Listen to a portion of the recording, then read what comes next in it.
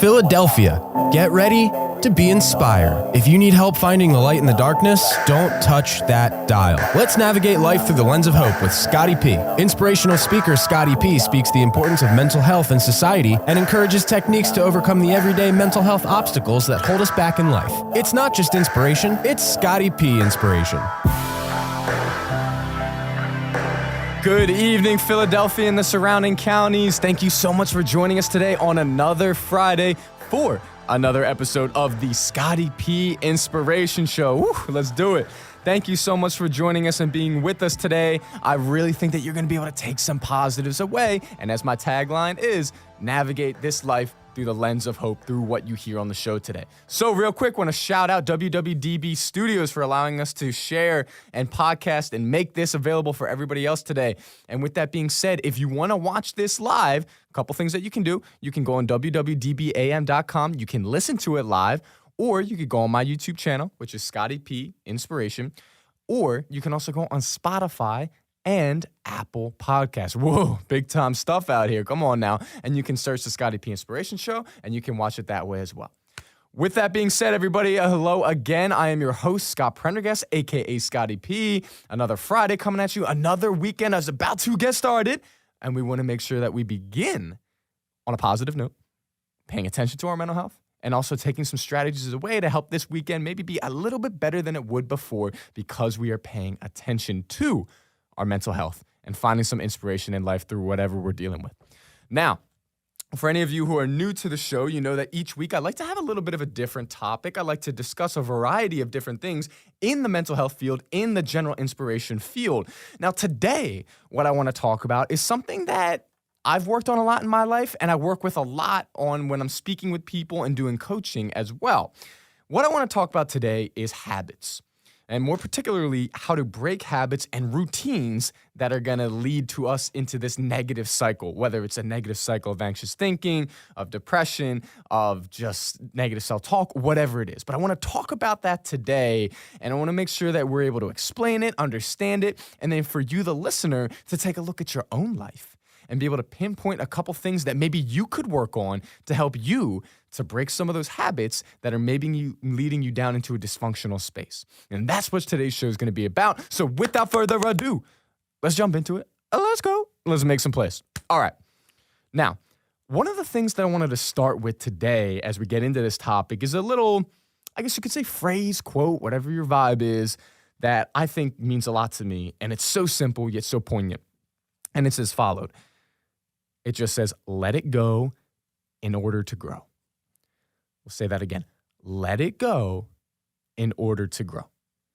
Simple stuff. You don't need to agree to figure out what it means, but it is so incredibly important, right? You know, think about it. I think that there are so many things in our lives that hold us back. You can name any different thing. And so many of the times, the things that are holding us back are because we're continuing to hold on to something that is gone. Whether it's a bad experience, whether it's a good experience, whether it's something that happened in the past that made us feel good or bad, whatever it is. But a lot of times the reason why we cannot grow is because we're being held back by our own thoughts and feelings and experiences. And I think for us, we have to make sure that we learn to let that go before we can start to see change in ourselves. You know, I think that this is something that humans in general have been kind of slacking on. You know, we like to hold on to things. I don't know what it is. I'm not versed in psychology. I know a lot about it, but I don't have an extensive degree. But I will say that there's something that humans like to collect things. They like to collect experiences. You know, think about it. You know, people that like to collect their seashells or get a pin or something from everywhere they like to go. I know I love to do that. People sometimes will collect, bottles and all different types of stuff that represent a moment in time in their life, right? We collect things. We hold on to things to remind us, to have memories, to show that we've done something in our lives, right? We're collectors. That's what we do. But I think too often than not, we're collecting bad memories and we're putting them on a shelf in our own mind on display for ourselves to see every single day. And the problem with doing this is that when we're putting these bad memories and these difficult things on display every day for us to see in our own head, we're constantly reminded of that. And the more that we're reminded of that, the more that we think that we have no other option besides going back to that. And we think that we're always going to be in that pattern. Oh, well, look what's on my shelf today. It's all these bad thoughts that I've had, so I guess today is going to be the same way too. Well, I guess tomorrow is going to be the same way. Well, I guess the rest of my life is going to be like that because that's what I'm looking at right now, because that's what I've collected over the years. Now just think. If we were to, instead of collecting that, instead of putting that on a shelf, if we were to accept it, acknowledge it, realize it happened, but let it go, imagine what new things we could put on that shelf. Imagine what new things we could allow to take root in our lives and grow and become great and become so much different and more advanced if we made room and let it go so that we could let something new grow. I sometimes think about people when they get towards the end of their lives, people who are older in their 80s and 90s. And if you ever talk to these people, I feel like you get one of two responses. Sometimes you get people that are saying, I've lived a great life. I wouldn't take anything back, blah, blah, blah. Look at all this wisdom I have. And that's amazing. That's the goal. But I feel like more often than not, when you talk to somebody who's lived a long time, they start rattling off all these regrets. They start rattling off all these things that they couldn't get past or that they wish they coulda, woulda, shoulda, what if, done, didn't do, da, da, da, da, da, da. And I think for us, we're on our way to that if we continue to hoard and hold on to all those past pains and hurts and experiences. Because when we're doing that, it's inevitably going to open the door for regret. And I don't think regret's anything that anybody really wants to live with. It's something that happens, sure, but think about it. If we could prevent this regret from happening as we get older, wouldn't you want to do that? Wouldn't you give anything to make sure that doesn't happen? Well, in order to prevent that regret from coming in, that means we have to let go of some stuff. And I understand that letting go of stuff, it's not easy. I mean, it's not easy. There's a reason that little kids, they don't like to let go of their little toys, right? They don't like to let go of that blanket they like to sleep with. They like to hold on to it. They get upset when they let go of it, right? But what happens? Little kids have to get older, and you have to learn that you have to let go of certain things in order to get new things. And you have to let go of things in order to become the person that you're supposed to be. So in the same way, we've got to let go of some of this stuff that we've been carrying around for so long. Now, this could be physical, it could be mental, it could be spiritual, it could be emotional. That's for you to decide. That's for you, the listener, to pinpoint. That is not for me to tell you. That's for you to decide. But what I will say is this. I think today, at our commercial break, you should make a list of some of the things that you're holding on to in your life. Some of the good ones and some of the bad ones. Make a list of that and then start to think to yourself, okay, what would happen if I let go of this offense? What would happen if I let go of this animosity? What would happen if I let go of this hurt that I feel that somebody caused me 10 years ago? What would happen if I let that go? And write down the answer of what would happen. And I guarantee your answer is going to be, I would be happier, I would feel more free, I would feel more relaxed, I would have less anxiety. I guarantee your answer would be that. So here's the thing. Here is the thing, listeners, that we got to do. If that's your answer, you know that's what the answer will be. What steps are you going to take to make that happen?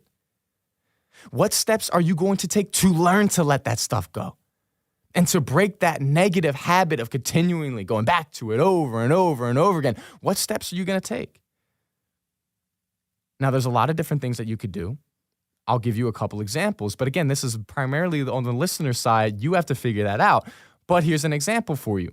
If you're holding on to a pain from what somebody caused you 10 years ago in a relationship or something, and you decided that, hey, I want to let this go, nothing is going to come from it. I know the answer if I let this go is going to be less anxiety, yada, yada, like we all talked about. The first step for you already did, is you acknowledged it. You know I'm big on acknowledgement here. But the next step would be, how do I replace this? How do I replace this thought with something else? How do I replace this hurt with joy? And that's not a process that's done overnight, but you know how you do it? You know what the first step will be of that? Being able to look at that pain and really dive into it. Now, I know that doesn't sound fun. You might be like, Scott, I thought we were trying to get rid of it, not dive deeper into it. But here's the thing. By diving deeper into that pain, you know what we'll find in there? We're going to find some good things we could take away from it. We'll be able to find some things that we said, hey, you know what? Even though because of this, but look what happened. But look, even though, look what this happened. Look at this result. And when you're able to take maybe just one or two little things, because I know you don't want to stay in that pain for too long, but take one or two of those little things and write it down, hold on to it, and say, okay, look, this hurt. I held on to it for years, but I got these 2 or 3 good things from it. So now I'm going to start letting it go so I can let these good things that I gained from it, those good little seeds, so I can let them to start to grow and improve myself, improve my happiness, find something, get to that next level of my life. So look at that. From pain comes progress. Okay, and I think that should be encouraging for all of us because pain is something that every single person's going to deal with.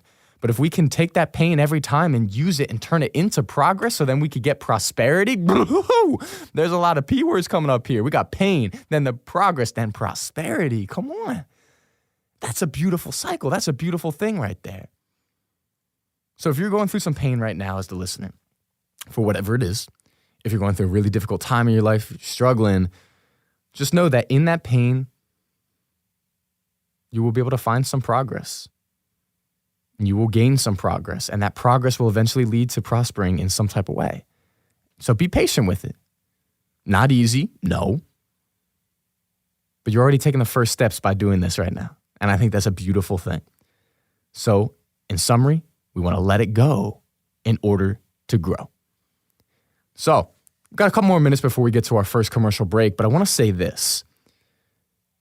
We want to develop those good habits because I told you today that we were talking about breaking those bad habits and routine. And what I just talked about is going back to that pain all the time is a bad habit. And I just shared with you how we could start to kind of break that habit. But the thing about habits is that they're comfortable. You know, habits are super comfortable because we're used to it. They're not very anxiety producing. We kind of know what we're getting into. We know what's going to happen. It's easy. It's fun. We don't have to think a lot. It doesn't take a lot of effort. It's cool. It's good. But the problem is a lot of times the things that don't take a lot of effort can actually be really detrimental to us, such as what we just shared. Right? And so when it comes to breaking habits, you have to know that the initial breaking of that habit is going to be extremely uncomfortable. It's not going to be fun. It's going to probably be painful. You're not going to like it. You're going to be dealing with some difficulties. Just know that's going to happen, but that's okay. That's okay. That's not something we want to shy away from. That's something we want to accept.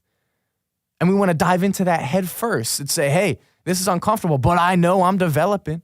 I know right now this isn't great, but I know I'm working towards something. I know I'm working towards breaking this habit. And when we break that habit, guess what? That means we're well on our way to developing a new positive one for whatever the struggle is that you might be dealing with in your life. Because it's different for everybody. No two are exactly the same. So everybody, this has been a great first part of the show. I'm really excited about it. We've got so much more coming up in the second part, so do not go anywhere. We will be right back after these quick commercial breaks, so please stay tuned so we can talk more about this subject. See you all in a moment. Hey everyone, Eric Katz here, the owner of Katz Dogs Canine. Are you working from home and need to get your dog out running around for the day? Will you be traveling this summer and looking for a place to board your pup? Is your dog looking a little shaggy and need a haircut or bath? Are you looking forward to walking around and enjoying this beautiful weather, but you can't because your dog's pulling like a freight train? Well, you're in luck. We are a one-stop shop that focuses on daycare, boarding, grooming, and training. We are located at 35 Middle Road, Percy, PA on 10 beautiful acres. You can check us out on Facebook and Instagram at Katz Dogs Canine or our website, katzdogscanine.com. Our phone number is 855-KATZ-DOG, 855-528-9364. What's going on, everyone? This is Scott Prendergast here, aka Scotty P. Real quick, I want to talk to you about my business. It's called Scotty P Inspiration. And what I am is I'm an inspirational speaker, and I want to help others navigate life through the lens of hope. Now, I do this through speaking engagements, but also one-on-one life coaching. So if you're interested in booking me or doing some of that coaching, let me know. Check me out at www.scottypinspiration.com or check out my Instagram at scottyp_inspo. Find Yourself Boxes was created to foster the connection between a person and those in life who may be working through mental health challenges by providing curated and customizable boxes filled with research-backed wellness products that promote healing. Coupling personal experience with professional mental health guidance, Find Yourself Boxes meets people where they are on their journey. Wellness doesn't look the same for every person, and these products are packaged together to touch various aspects of our wellness spectrum. Find your healing with Find Yourself Boxes at findyourselfboxes.com, and you can get 20% off your first purchase.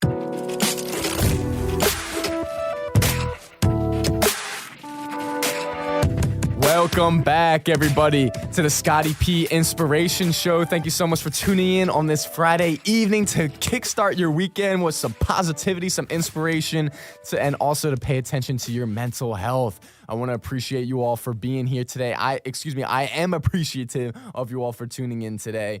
Now, if you are just tuning in, couple things. Number one, my name is Scott Prendergast, aka Scotty P. I'm your host. This is my show. And today, we're talking about kind of breaking those bad habits and also learning to let it go in order to grow, as I said, and letting go of that pain, that hurt, the things we're holding on to so that we could grow into the people that we want to truly be, the people that we're meant to be, the people we're supposed to be, the people that are going to make us happy when we stare at ourselves in the mirror. That's what we're talking about today. I'm excited. First half, we got into a lot of great stuff. I got even more for you here in the second half. So a very quick review. Part number one, as I said, we were really talking about learning to let go of some of those things that we're holding on to in our lives. Letting go of the offense, letting go of the anger, letting go of the resentment, the grudge that we might hold towards someone or something, and learning to let go of that so we can allow that space to be occupied by new positive things and planting those seeds that are going to allow us to grow in some type of way. That's what we were talking about in part one. Now, for part two, I want to dive a little bit deeper into breaking those habits and that routine, okay? As we talked about, as kind of this whole show is revolving around. So let's get into it. Let's go. Let's do some things. Let's make some plays. Yeah, here we go. Now, anytime when we want to break a habit, the first thing, as I said, we have to do is break a routine. Now, as we talked about before, routines are comfortable. They're difficult to break. So how do you go about doing that? What is the first thing that you want to do? Well, again, personal preference plays into this a lot. But I think one of the most important things universally when we're trying to break a certain routine is we have to provide ourselves with some type of incentive, all right? Because if we just say, I'm going to break this bad habit of speaking negative thoughts to myself as soon as I wake up every morning, that's great. But if you have no incentive for yourself to do that, your mind is going to be completely just drawn to the comfort of that negativity, and you're going to stay there, right? We've got to provide ourselves with some incentive to get our mind to kind of shift, right?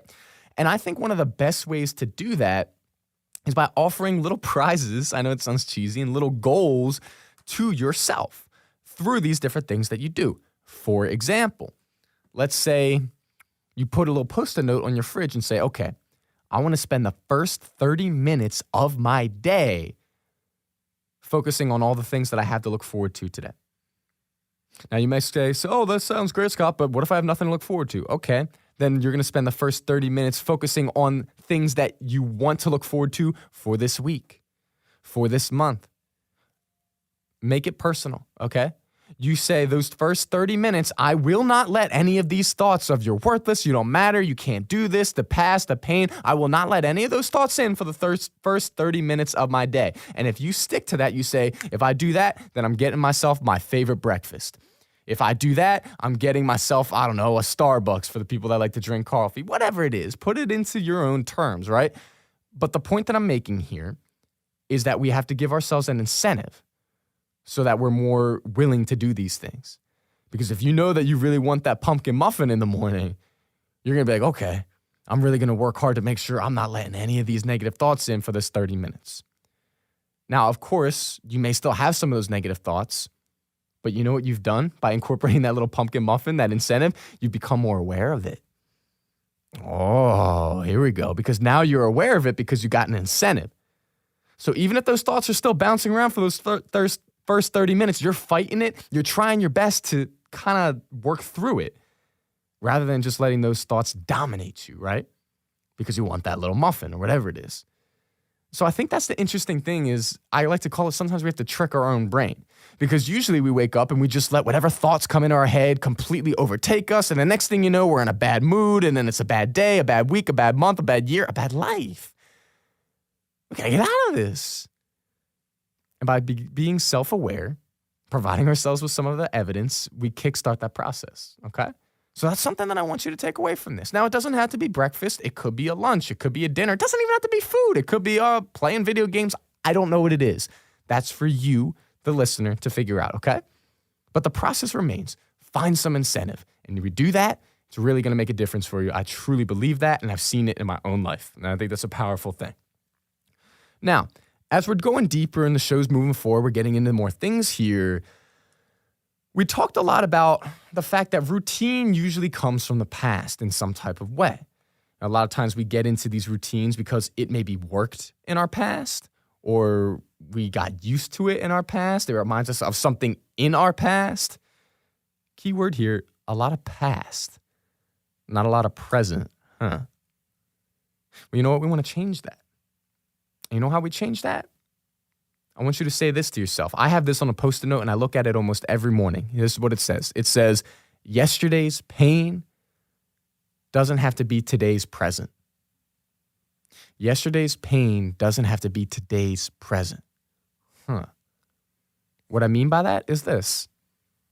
The pain that happened yesterday, the sadness, the difficulty, the struggle, the misfortune, that happened. It's over. Your past is tainted by that, sure, but that doesn't mean that today has to be.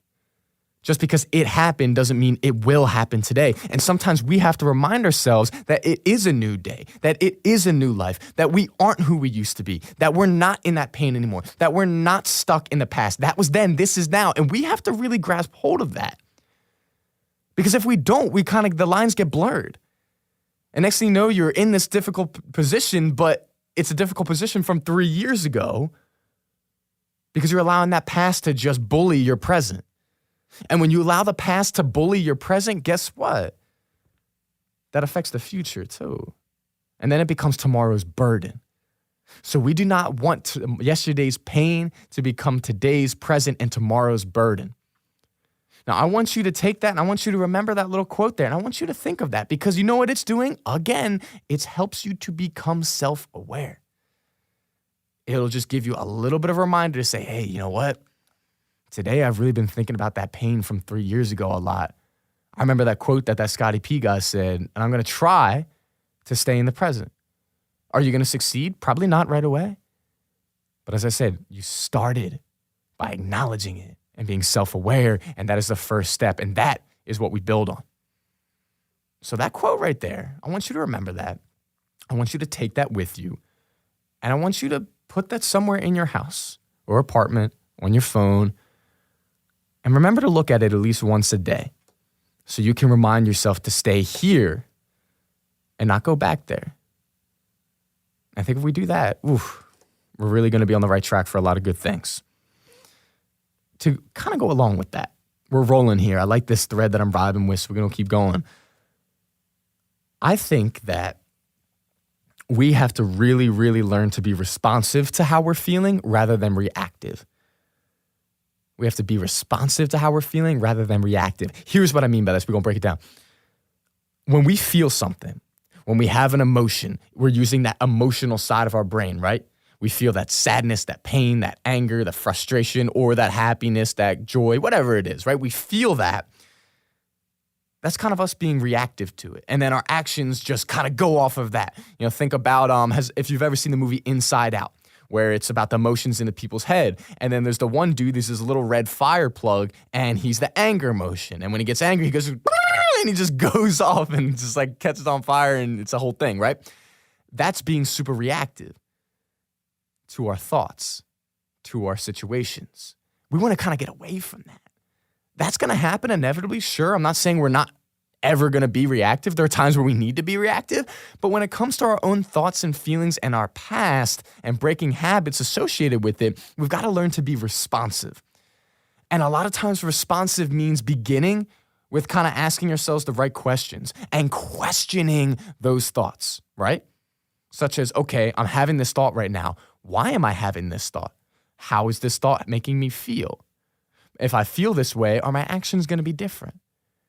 And I guarantee that if you ask yourself those quick few questions there and you go through that process, instead of being reactive, you're going to choose a different action that's going to be more responsive.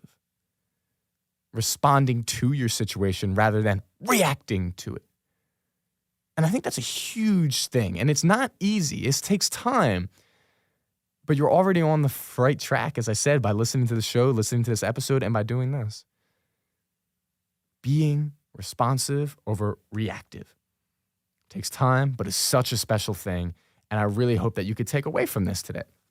So to kind of go a little bit further with that, I think that when we have certain memories that pop into our head that we don't like, our initial response is, get it out of here, get it out of here, get it out of here, I don't want it.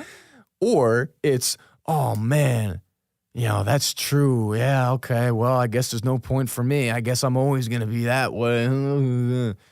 A lot of times those are some of our reactions to those thoughts and memories. And that leads to just so many detrimental things and really opens up a whole cycle of negativity that we don't want to go into. Now, if we want to be responsive to that, it's all about just putting ourselves back in the present moment and asking those questions and responding to that thought. So, instance, I had a bad experience. Oh, man, that was tough. But that's not who I am right now. Or, oh, my past 10 years of my life were really a struggle. But that doesn't mean the next 10 will be. That doesn't mean today has to be.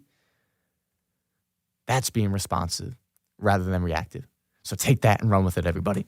So we've got about a minute and a half left of the show here. And I always like to end the show with either something that you can really take away from it, a strategy.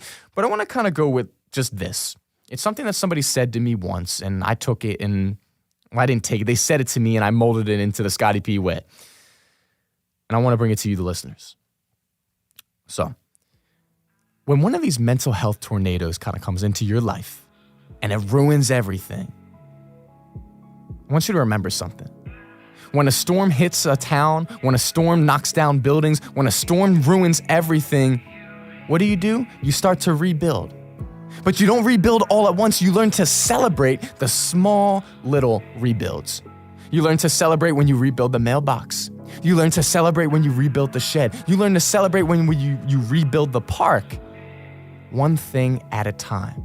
So in the same way for you today, if you've had that mental health tornado, that depression tornado, that sadness tornado, start your rebuilding process with the little things and learn to celebrate those little things, my friends. Learn to celebrate it and keep moving forward. Next thing you know, you will have that whole town rebuilt again. But celebrate those little things and give yourself time.